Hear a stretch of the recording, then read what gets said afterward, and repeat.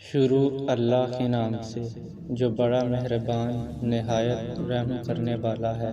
اللہ تم پر تمہاری رضا کے راستے تب بند کرتا ہے جب وہ چاہتا ہے کہ تم اس کے راستے پر دوڑے چلے آؤ۔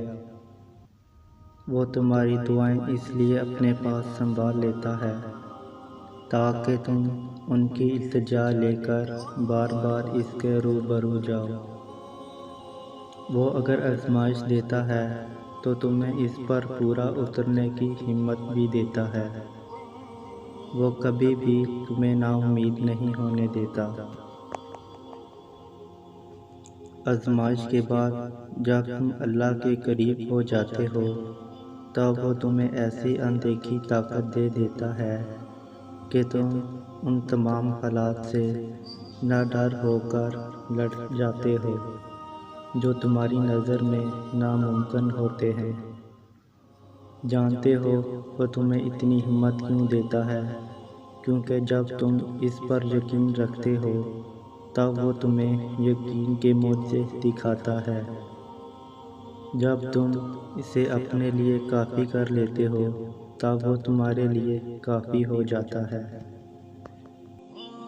توکل وہ راستہ ہے جس کے ذریعے آگ ٹھنڈی کر دی جاتی ہے، جو دریا میں راستہ بنوا دیتا ہے، جو یوسف کو یعقوب سے ملوا دیتا ہے، جو شدید طوفانوں میں کشتیوں پر لگا دیتا ہے، جو پانی پر گھوڑے دوڑوا دیتا ہے۔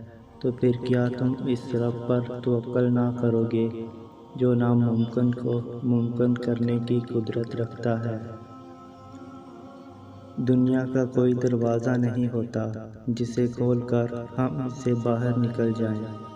دنیا کی صرف کھڑکیاں ہوتی ہیں جن سے ہم باہر جھانک سکتے ہیں۔ بعض دفعہ یہ کھڑکیاں دنیا سے باہر کے منظر دکھاتی ہیں، بعض دفعہ یہ اپنے اندر کے منظر دکھانے لگتی ہیں، مگر رہائی اور فرار میں کبھی مدد نہیں دیتی۔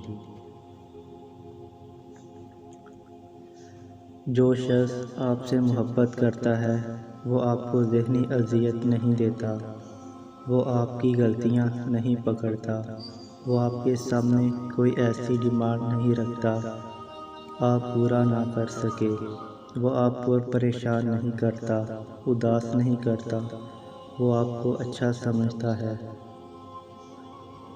زندگی میں ہمارے ساتھ چلنے والا ہر شخص اس لیے نہیں ہوتا کہ ہم ٹھوکر کھا کر گریں اور وہ ہمیں سنبھال